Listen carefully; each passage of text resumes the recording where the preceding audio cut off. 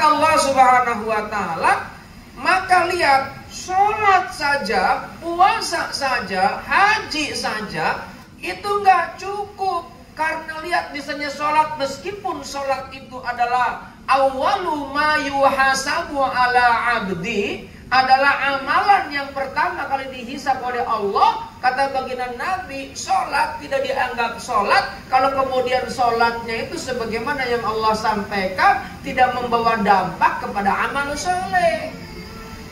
Kalau cuma ritual, angkat tangan, ruku, sujud, anak TPA lebih hatam gitu, lebih baik, lebih hebat. Tapi sholat bukan hanya sekedar itu, tapi sholat itu harus membawa dampak terhadap amal soleh. Apa itu? Tanha anil fahsya'i wal munkar, tercegahnya perbuatan keji dan munkar. Maka tidak sedikit Pak, Bu, ada orang yang kelihatannya amalan-amalan akhirat, ternyata di hadapan Allah hanya dunia yang didapat. Kelihatannya sih mohon maaf, mudah-mudahan ini prasangka buruk saja saya.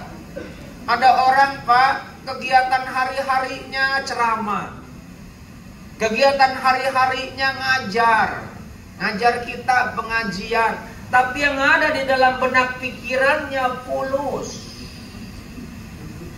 Itu kira-kira amal soleh apa sedang kerja? Saya tanya, amal soleh apa sedang kerja? Kerja, cuman bentuknya ceramah, ya kan? Tapi ini Profesor Dr. Muhammad Denis Mora kelihatannya urusan dunia.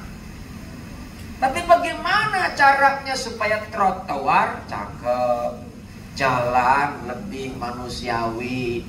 Itu kelihatannya amalan dunia, seolah-olah kerja, tapi yang ada dalam benak otaknya bagaimana dia memberikan dampak manfaat bagi orang banyak. Kira-kira pahalanya banyakan mana? Coba saya tanya. Pahalanya banyakan mana? Banyakan beliau lah. Meskipun mungkin ayat nggak hafal, sholat biasa saja, ya kan? Tapi kan sholat.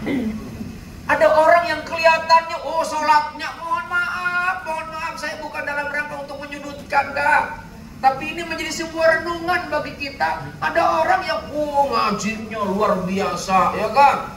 Kerudungnya sampai nggak kelihatan, itu yang namanya baju ketutup sama kerudung, ya kan? Tapi ngomong nyakitin orang, ya kan? Perilaku seringkali judes, ya, prasangka buruk sama orang. Hati-hati, kata Allah dalam Al-Quran surat 26 ayat 88 sampai 89, yauma la yanfa'u malun wala banun.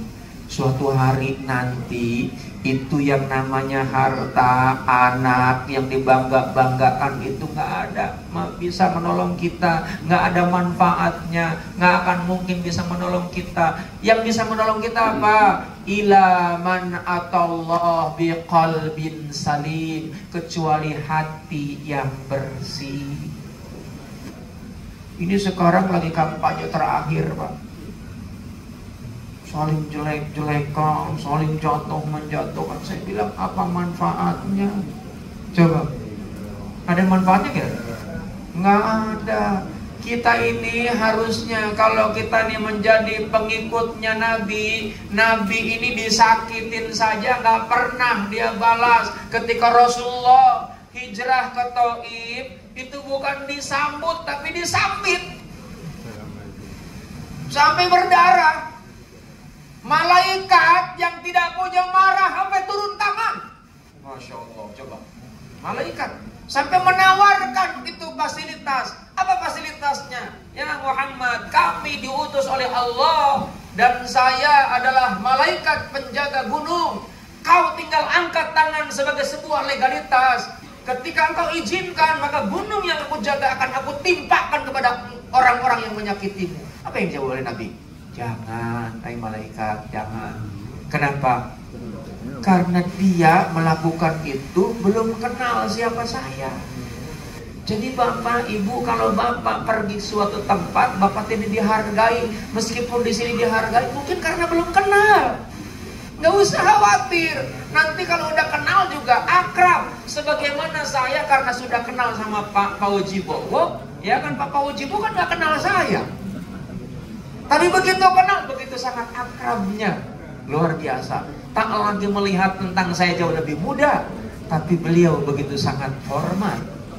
Kenapa? Karena kita dikenal. Nabi, apa yang dilakukan ketika disakiti? Dia doain.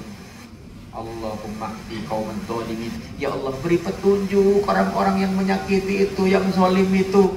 Makanya nih kalau lihat cerita dari Pak Paujibowo almarhum ini memang layak di alam surga, Pak. Berjumpa dengan Allah. Ya. Jadi jemaah yang dimuliakan Allah Subhanahu wa taala, yang namanya kita mau belajar di mana saja. Bukan saja di tempat-tempat formal, tapi di tempat-tempat manapun yang orang baik bisa kita jadikan sebagai uswah, suri toladan.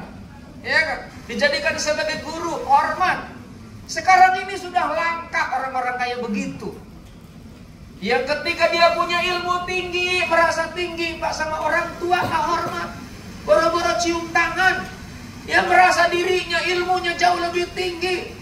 Oh, saya nggak berani sama Pak Paujibowo. Tetap, saya nggak mentang-mentang saya guru besar, enggak. Saya masih anak-anak, masih muda.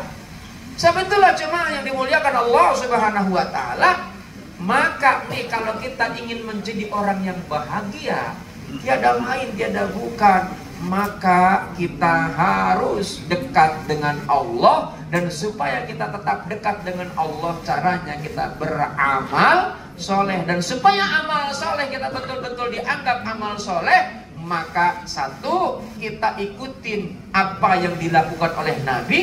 Dan juga kita terhindar dari yang namanya pamer. Kan ada yang pamer itu namanya riya kalau bahasa agama itu.